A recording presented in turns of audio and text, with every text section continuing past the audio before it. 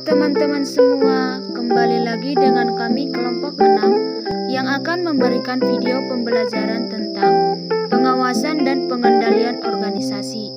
Adapun kami dari kelompok 6 yang beranggotakan Fitri Hartati Sianturi, Romasi Nababan, Resmida Butar-Butar, Rotua Maria Belen Siahaan, dan Farida Silaban.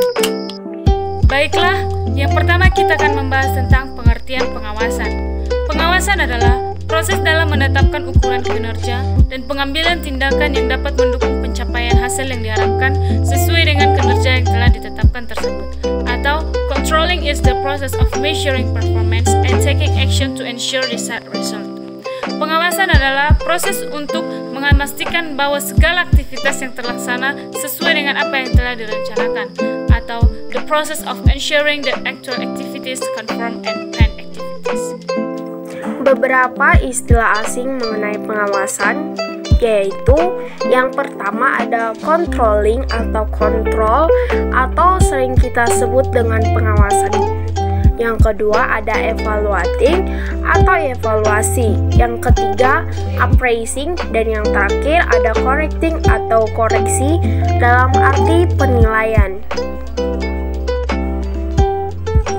Tujuan dari fungsi pengawasan itu sendiri antara lain yang pertama untuk adaptasi lingkungan, yang kedua untuk meminimalkan atau meminimalisir kegagalan, yang ketiga meminimumkan biaya, dan yang terakhir itu mengantisipasi kompleksitas dari sebuah organisasi.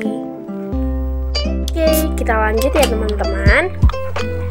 Adapun beberapa gejala yang memerlukan pengawasan antara lain yang pertama, terjadi penurunan pendapatan atau profit dari sebuah organisasi, namun tidak begitu jelas faktor penyebabnya sehingga diperlukan pengawasan itu sendiri.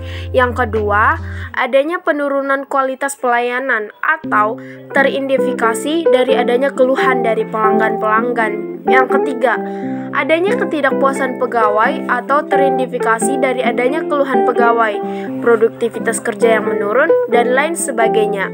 Yang keempat, berkurangnya kas perusahaan. Yang kelima, banyaknya pegawai atau pekerja yang menganggur. Yang keenam, tidak terorganisirnya setiap pekerjaan dengan baik. Lalu yang ketujuh, biaya melebihi anggaran.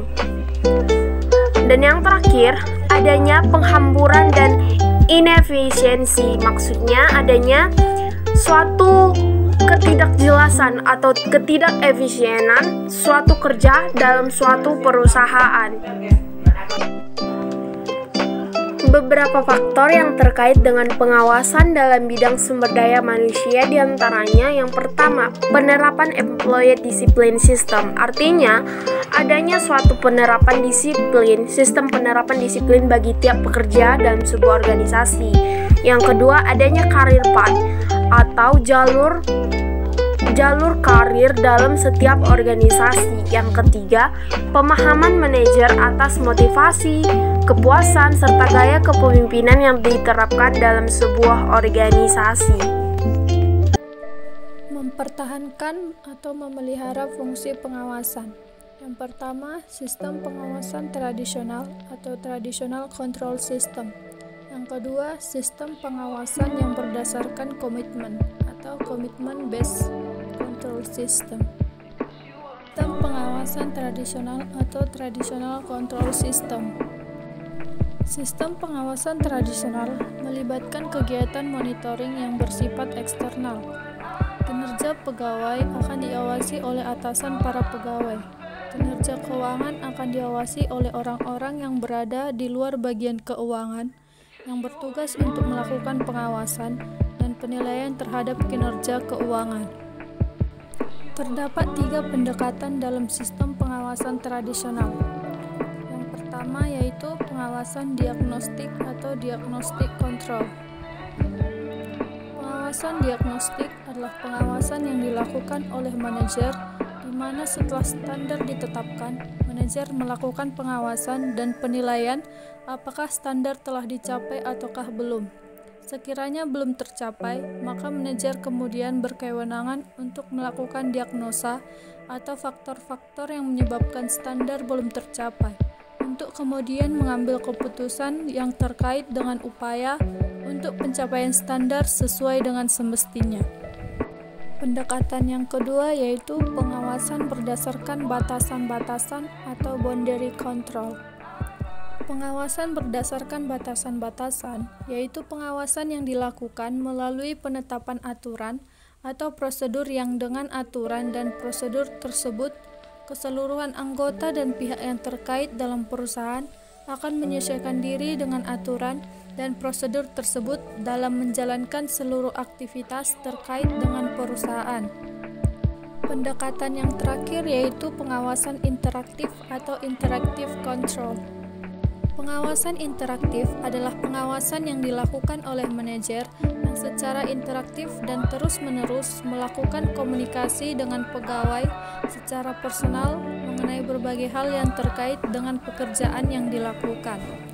Dengan komunikasi personal dan dilakukan secara interaktif ini, manajer dapat mengetahui apakah jalannya perusahaan telah mencapai standar yang diinginkan atau belum.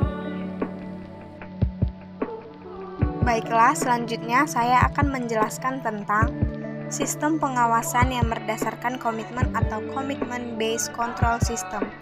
Sistem pengawasan yang berdasarkan komitmen berbeda dengan pendekatan tradisional. Dalam sistem pengawasan, pendekatan yang berdasarkan komitmen lebih menekankan fungsi pengawasan dari sisi internal daripada eksternal.